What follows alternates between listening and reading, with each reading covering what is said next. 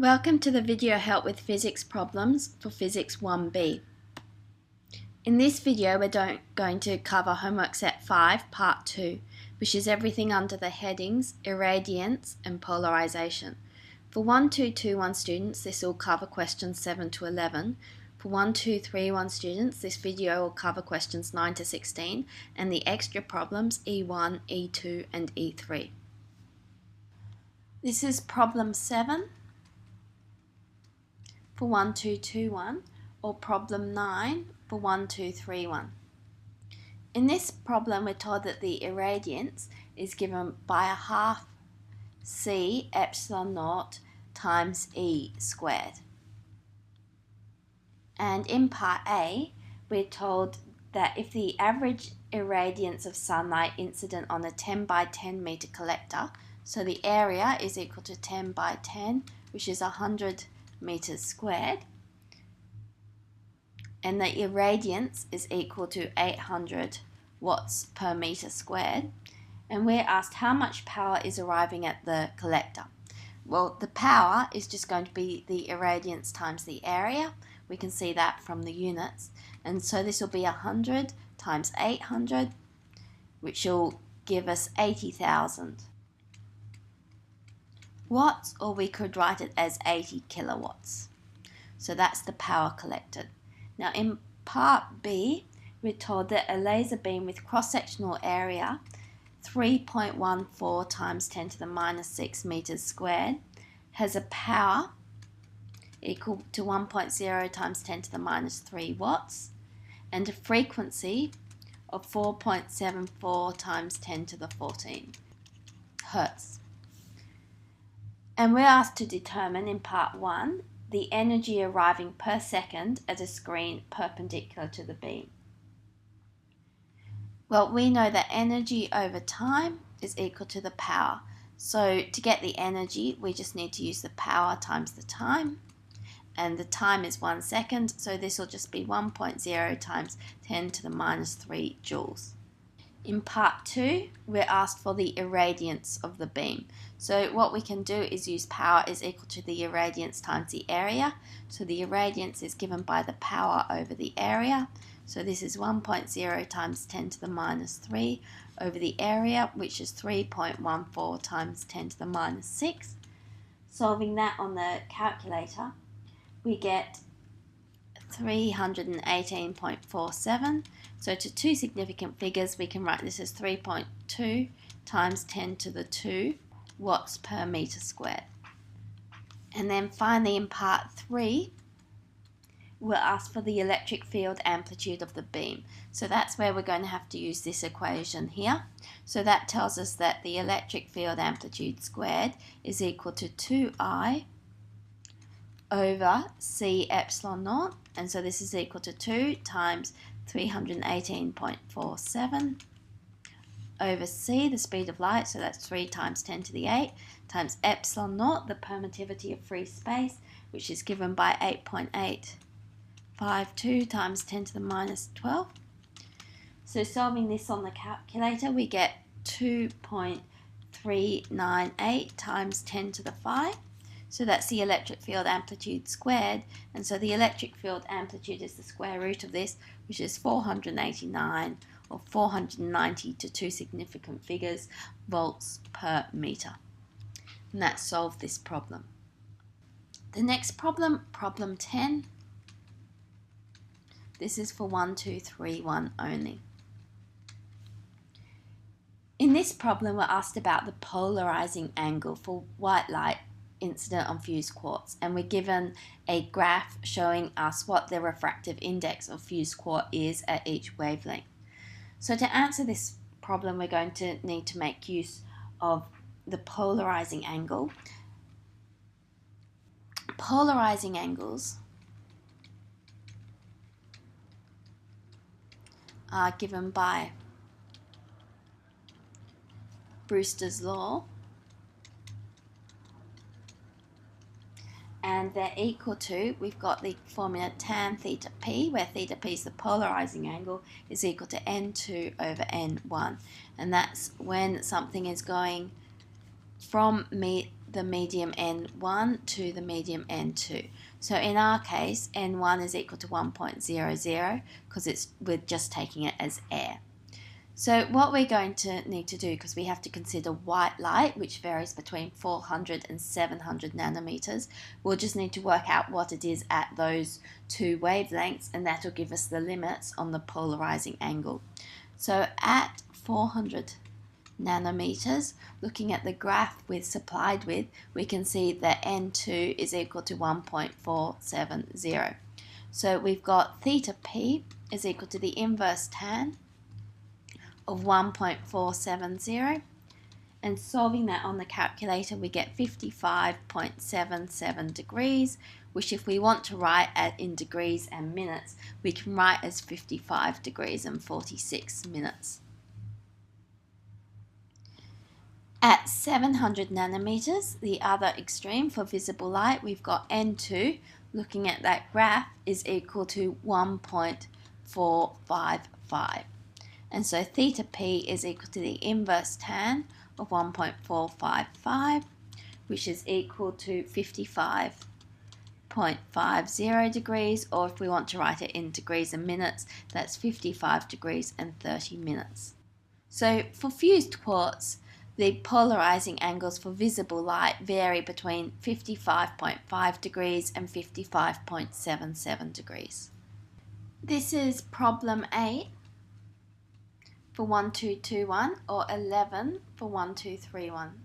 In this problem, we're told that the sun is in the east. So let's draw a diagram. Here's our Earth, and here's a man. Here's a compass. We've got north, east, south, west. This would be flat on the surface of the Earth. So north, south would be coming into and going out of the screen here. But the light's in the east, the sun's in the east. So here's the sun over here. Light travels from the sun towards the man. The man holds up a polarizing sheet. Above the man, the light is scattered. So here's a molecule in the atmosphere. This scatters the light. So the light is traveling in this direction. When it scatters, it's polarized such that the polarization is into or out of the page, so in the north-south direction. So this polarizes the light in the north-south direction because it polarizes it perpendicularly to the direction it was traveling, and then it ends up traveling downwards like this. And we're asked, in what orientation does he have to hold this sheet to give a minimum in the intensity? So if he holds this sheet aligned north-south, that will give the maximum intensity as the light is polarized in the north-south direction. So this man has to hold the sheet with east-west orientation to see a minimum in the intensity. This is problem 12, which is a 1, 2, 3, 1 only problem. In this problem, we're given a diagram, and we're told that this diagram illustrates spherical and ellipsoidal Huygens wavelets moving through a calcite crystal. So you can see this one here is the ellipsoidal one, and this one here is the spherical one. And here we've got our ellipsoidal, and here we've got our spherical. In the first part of the question, we're asked to show on the diagrams the direction of the optical axis and discuss the relative velocities of the ordinary and extraordinary waves. So the optical axis is defined as the direction in which the ordinary and extraordinary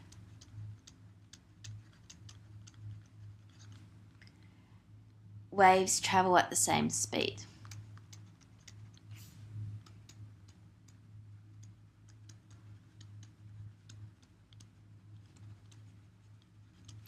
So this is diagram 1, this is diagram 2. In diagram 1, you can see they're already travelling at the same speed as the ordinary wave and the extraordinary waves are at the same point here.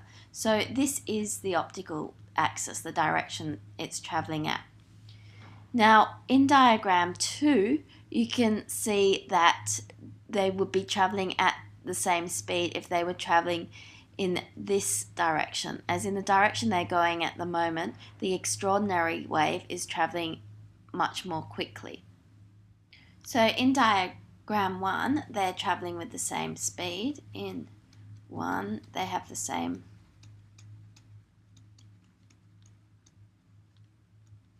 speed. In 2, the extraordinary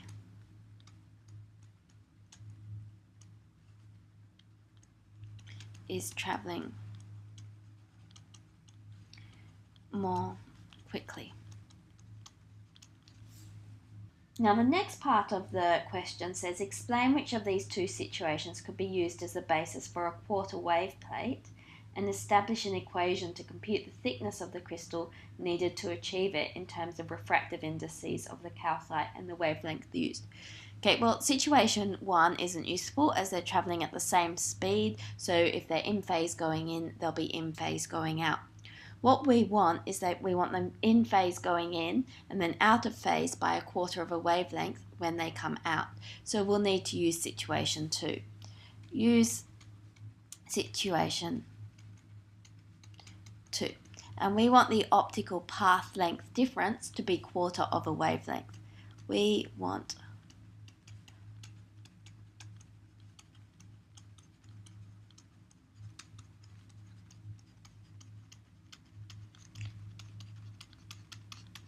So let's substitute into the equations to give us this. So we'll have that the optical path length of the ordinary wave is given by the refractive index of the ordinary wave times the thickness, and the optical path length of the extraordinary wave is equal to the refractive index of the ordinary wave times the path length, and we need this to be equal to lambda over 4.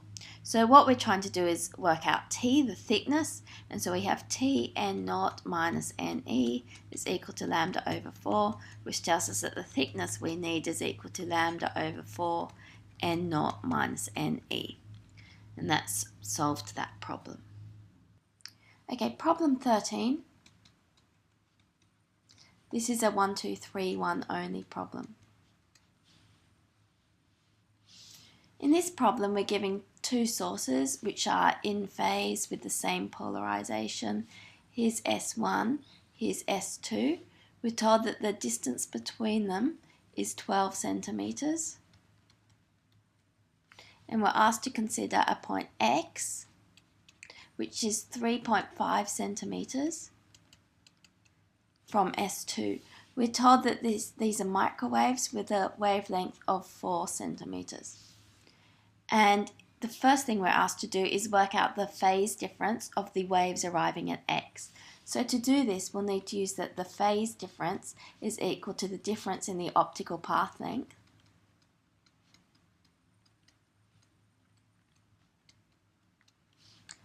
over the wavelength times 2 pi. So let's work out the optical path length for the waves coming from S1. To do that, we'll need to work out this length, which using Pythagoras is the square root of 12 squared plus 3.5 squared. Solving that on the calculator gives us 12.5. And so the difference in the optical path length, from S1 it's an optical path length of 12.5 centimeters. From S2 it's an optical path length of 3.5 centimeters.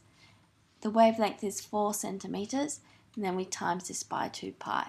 So this 2 will cancel here, and we end up with 9 over 2 pi as our phase difference.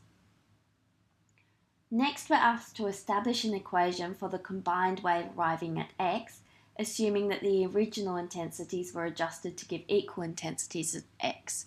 So let's write down the equation for the waves coming from S1. We can write down E1 is equal to E naught sine omega t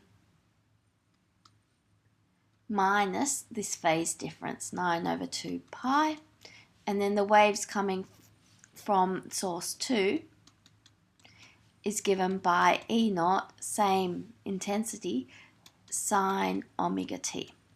So now what we need to do is get the total. So E is equal to, these just superimpose, so we've got E1 plus E2, and we can use the rule that sine A plus sine B is equal to 2 sine A plus B on 2 cos A minus B on 2. So just substituting into this, we'll let this one be A and we'll let this one be B. So we've got 2 E naught sine A plus B on 2, so we get omega t, 2 omega t divided by 2, which gives us the omega t, and then we've got minus a half of this one, so 9 over 4 pi, and then we've got cos, now the difference of these two, so this will be 9 over 4 pi, because it's the difference actually divided by 2. So we've got that this is equal to 2 E naught sine omega t minus 9 over 4 pi. Now, cos 9 over 4 pi, we can subtract 2 pi off that, so we end up with cos pi on 4. And we can evaluate this. This is just 45 degrees, so cos of pi on 4 is 1 on root 2. So 2 on root 2 gives us root 2, so this is equal to root 2 E naught sine omega t minus 9 over 4 pi. So that's the answer to part A. Now in part B, it asks us to determine the minimum thickness of a polymer material of refractive index 1.58, which when placed between S2 and X will bring the waves into phase at X. So we want to put a polymer material here with thickness T, and N is equal to 1.58. Now at the moment, the waves have a phase difference of 9 over 2 pi. If we can make this into 8 over 2 pi as the phase difference, then they will be in phase because they'll just have a difference of 4 pi, which is an integer multiple of 2 pi. So what we need to do is change the phase by pi on 2, and so this tells us that we need to change the optical path length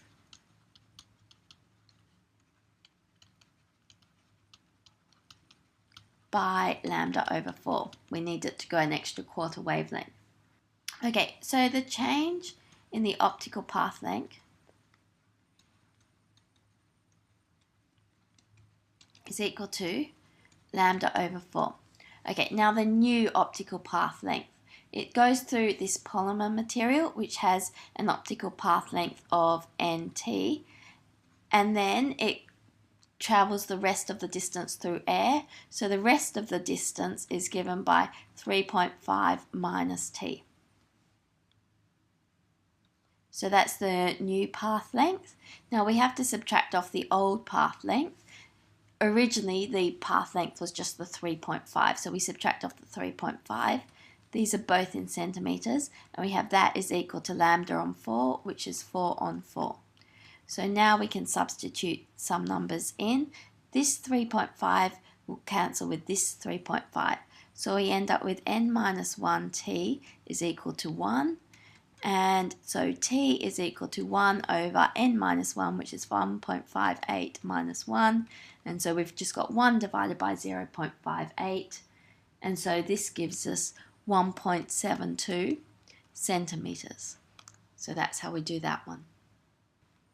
This is problem 9 for 1221 or 14 for 1231. In this problem we have an unpolarized beam of light.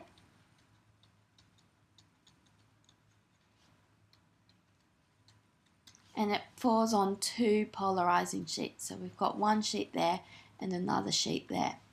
Let's let this initial beam have intensity I naught, this next beam have intensity I dash, and this final beam have intensity I double dash. We're asked what must be the angle between the characteristic directions of the sheets if the intensity of the transmitted light is, in part A, 1/3 the maximum intensity of the transmitted beam. Now, the maximum intensity of the transmitted beam will be I dashed. That would be if all the light which got to here managed to get through this one. So we have, in this case, A, we've got I double dash is equal to 1/3 I dash. Now, what we can do is use Malus's law for the intensity of light getting through a polarizing sheet. We know that the intensity of light getting through is equal to the initial intensity, which is I dash in this case, cos squared theta. So we've got 1/3 I dash is equal to I dash cos squared theta. The I dashes cancel out and we end up with cos theta is equal to the square root of 1/3. So solving this for theta, we get theta is equal to 54.74 degrees, which if you want you can write it as 54 degrees and 44 minutes. Part B asks us if it's 1/3 the intensity of the incident beam. We've got unpolarized light here with an intensity I0. That's the intensity of the incident beam. Whenever unpolarized light falls on a polarizing sheet, a half of the light gets through. So we have that I dash is equal to a half I0. And we have that I double dash is equal to 1/3 I0. And from Malus's law, we know that I double dash is equal to just up here, I dash cos squared theta, but I dash is a half I0, so this is a half I0 cos squared theta. And so solving these two together, the I0s will cancel out, and we'll end up with cos squared theta is equal to 2/3. So theta is equal to the inverse cos of the square root of 2/3.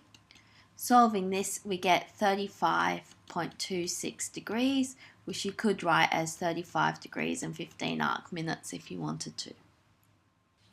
Okay, we're on to problem 10 for 1221, which is problem 15 for 1231. In this problem, we've got an unpolarized beam of light, which is incident on 4 polarizing sheets. So here we've got unpolarized light.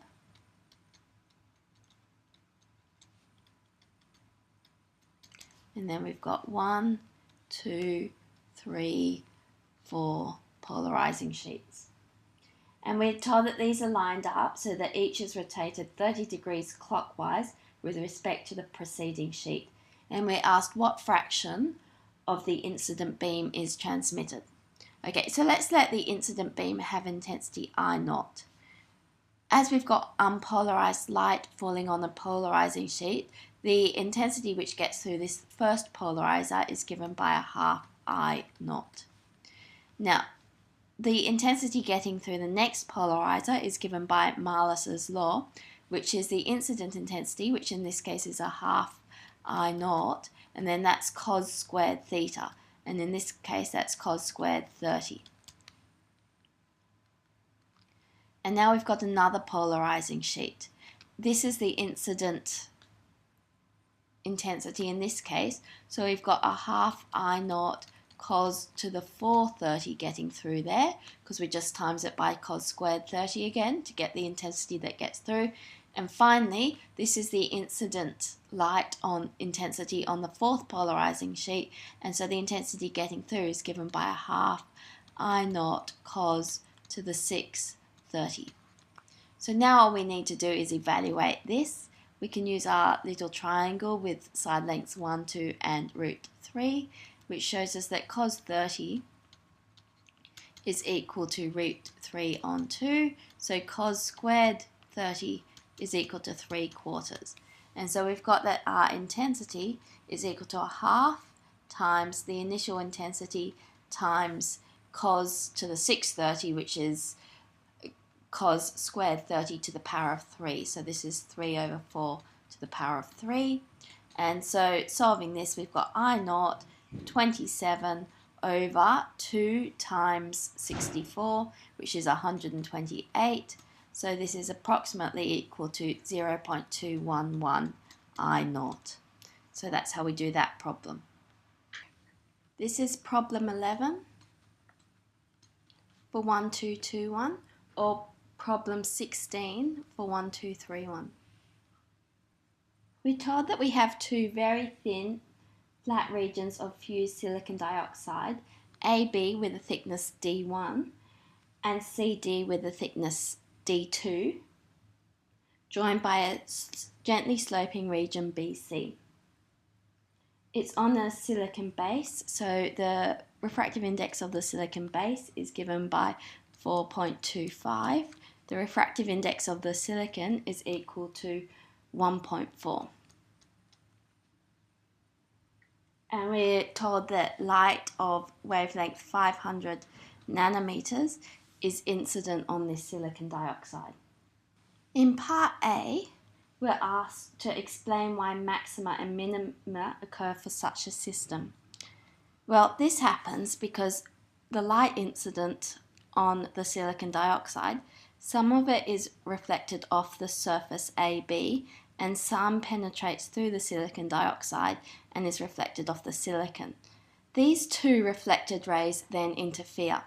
If they interfere constructively, we get maximums, and if they interfere destructively, we get minimums. So maximums occur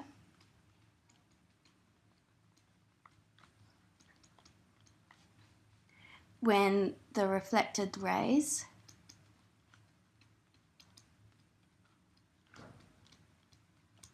interfere constructively, and minimums occur when the reflective waves interfere destructively.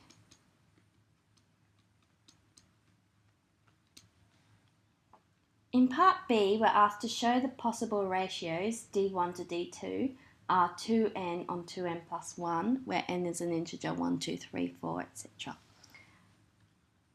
Well, in the question, we're told that the region AB reflects maximum intensity and CD minimum intensity, and that there's no fringes between those things.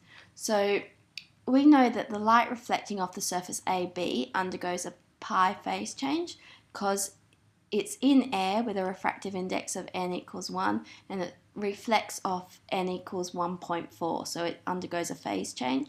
And then it also undergoes a phase change when it reflects off this silicon because it's in something with a refractive index of 1.4 and it's reflected off something with a higher refractive index.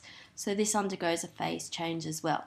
So the distance travelled through the silicon dioxide is 2d1. So we have that 2d1 is equal to an integer number of wavelengths. That has to be the case for these to interfere constructively. And then going the distance d2, again, both the reflective rays undergo a pi phase change, but now they're interfering destructively. So we know that 2d2, the distance travelled in this medium, is equal to n plus a half times lambda. So we know that d2 is bigger than d1, so it's n plus a half, not n minus a half. So now what we're trying to do is get an expression for d1 on d2. So let's call this 1 and let's call this 2. We can put 1 over 2 is equal to 2d1 over 2d2, which is equal to n lambda over n plus a half lambda. Lambdas cancel, 2's cancel, and so this tells us that d1 on d2 is equal to n over n plus a half. And what we can do is times the top and the bottom here by 2, giving us 2n over 2n plus 1, which is what we were asked to show in the question. Now in part C, it says, as the wavelength is reduced, the region AB gradually darkens, reaching a minimum intensity at a wavelength of 400 nanometers. So lambda 2 is equal to 400 nanometers, gives us destructive interference. And we're asked to use this to determine D1. We can write down two equations to describe D1. We've got 2D1 is equal to n lambda. That's this equation. But we do need to remember that this is the wavelength in the medium. This is the wavelength in air. So the wavelength in the medium is this over 1.4. So that's our equation when lambda is equal to 500. When lambda is equal to 400, we're getting destructive interference. So we have this case here. So we've got, in that case, 2d2 is equal to n plus a half lambda over 1.4. So this is the wavelength inside this silicon dioxide. And this is when lambda equals 400. And this is D1, sorry, this is still D1, but we've now changed the wavelength. So now what we need to do is solve these to get our solution. So let's call this 1 and this 2. We can start by solving for n, and then we can substitute n into either of these. So we've got n lambda, n times 500 over 1.4 is equal to n plus a half times 400 over 1.4. These 1.4s cancel. We can cancel off 100 in each case. And so this tells us that 5n is equal to 4n plus 2, which tells us that n is equal to 2. So now what we can do, now that we've got n, we can substitute this back into equation 1. So d1 is equal to, dividing by 2, we've got 2 times 500 nanometers over 2 times 1.4. And solving this on the calculator, we end up with 357 nanometers. So that's determined our value of D1. Now we're on to the extra problems. These are for 1, 2, 3, 1 only. So first of all, E1, which is 1, 2, 3, 1 only. In this problem, we're told that linearly polarized light with a wavelength of 525 nanometers strikes at normal incidence. So here's our crystal. This is the angle it strikes at, 90 degrees. Wurtzite crystal cut with its faces parallel to the optical axis. So the optical axis is in this direction. What is the smallest possible thickness, let's call that thickness T, of the crystal if the emergent O and E rays combine to form linearly polarized light? Wurtzite's two refractive indexes are N0 is equal to 2.356 and NE is equal to 2.378. So as it's going perpendicularly to the optical axis, these will be the refractive indices that we'll need to use. So we'll have the waves going at different speeds depending on their polarization. So initially it's linearly polarized. So when it goes in, the light's split into two components, one with the polarization perpendicular to the screen and one with the polarization going up and down like this. And these two different components have different speeds given by the refractive indexes NO and NE. And to be linearly polarized when they come out, they need to have traveled a path difference to be linearly polarized on exiting the crystal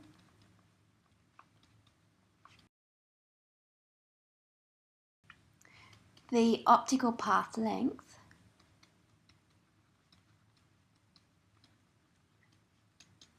difference must be some integer multiple of lambda over 2. So to get the smallest thickness T, we want the optical path difference to be lambda over 2.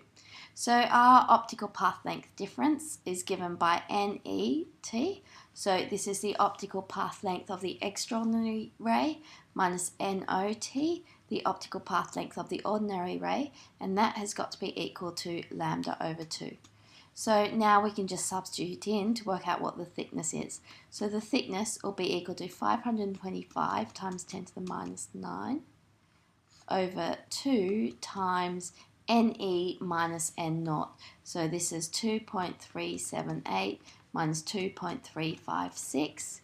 And solving this, we end up with 1.2 times 10 to the minus 5, which is equal to 12 micrometers. So E2, this is for 1231 only. In this problem, we're asked to describe the state of polarization of the wave EYT is equal to minus E naught K cos KY plus omega T minus root 3 E naught I cos KY plus omega T, where I, J and K are the unit vectors in the X, Y and Z directions respectively, and we're told that your answer should include the amplitudes, direction of travel and mode of vibration of the wave. You can see that this wave is travelling in the Y direction because the electric field here is a function of Y, and we've got the Y in here indicating the direction of travel. So it's travelling in the Y direction. So let's draw a little diagram with the Y-axis coming out of the screen at us here, and this is the X-axis, and here we have the Z-axis. Now the amplitude in the X direction, that's given by this unit vector I here. The electric field oscillates between root 3 and minus root 3, so backwards and forwards like this. In the Z direction, we're going, well, E naught. We're going between E naught and minus E naught. And when X is a maximum, Z is a maximum. So our electric field is oscillating like this. So you can see this is going to be linearly polarized light, or the light is polarized in a single plane. And now we need to work out the amplitude of the wave. So the amplitude is going to be given by this length here, and so Pythagoras' theorem, we can see that E will be equal to the square root of E naught. We'll pull that out the front, it's a common factor, so of 3, because that's root 3 squared, plus 1 squared. So this is equal to 2E naught. So the amplitude of the wave will be 2E naught. The direction of travel is in the Y direction, and the mode of vibration is that it's a linearly polarized wave. And finally, we can work out one other thing. We can work out what angle it oscillates at with the x-axis. So you can see in this diagram that tan theta is equal to opposite over adjacent, so that's 1 on root 3. So theta is equal to 30 degrees. So the electric field oscillates at an angle of 30 degrees to the x-axis. It's also worthwhile noting that sometimes linear polarization is referred to as plane polarization. These mean the same thing. This is problem E3 for 1231 only. This problem actually carries on from problem 13. So we have the same setup. We've got source S1, we've got source S2, we've got a point X, which is 3.5 centimeters from source 2, and source 1 and source 2 are found a distance of 12 centimeters apart. When they arrive at X, they have the same intensity. We're told if the original wave from S1 was polarized in the Z direction, so this has got Z polarization,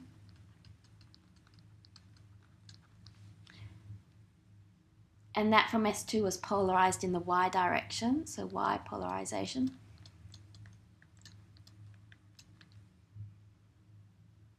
Establish the form of vibration of the combined waves as an equation and construct the Lissajous figure for this combined wave variation.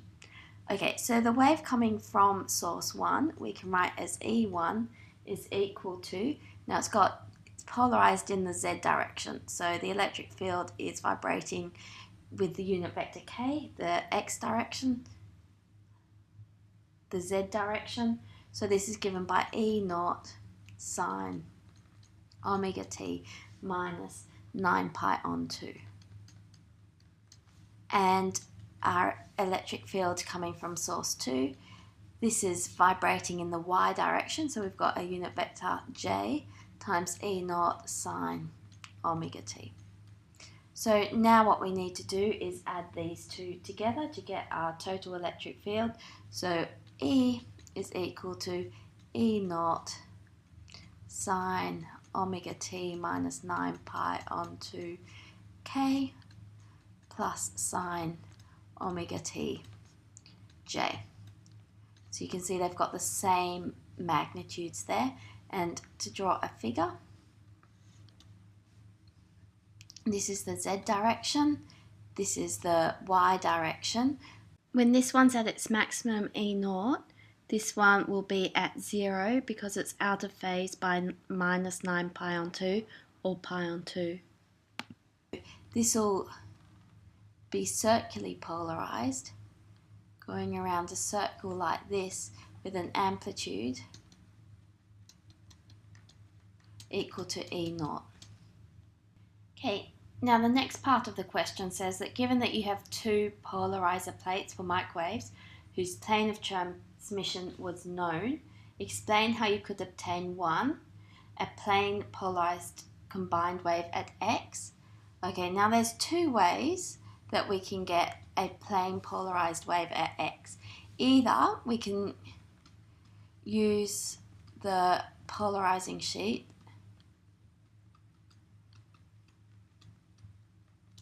to completely block the waves coming from one of the sources, in which case we either have just this one or just this one arriving, and the amplitude would be E0. To block the wave, we just put the plane of polarization perpendicular to the polarization of the wave, and that will completely block it. The other option is to use both polarizing sheets at 45 degrees to the plane of polarization of the two waves. They would then both be 45 degrees out of phase to what they were initially, so they'd be in phase with each other. You'd need to make sure that you put these polarizing sheets parallel to each other, not anti-parallel, in which case the amplitude would still be E0. Okay, and part 2, we want an elliptically polarized combined wave at x. So the Lissajous figure for elliptical polarization looks like an ellipse like this. So what we want is we want one of these magnitudes to be less than the other. So we may leave y as it is and reduce z. So to reduce z, what we can do is place the polarizer at an angle theta to the z-axis. Place polarizer in path of ray from S1 at angle theta, and then place next polarizer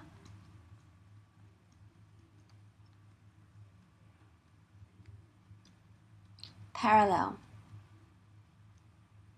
to z-axis So then the magnitude getting through, we'd have E naught times cos to the 4 theta. And so this would reduce the magnitude in the z direction. So the overall amplitude of the wave would also be reduced.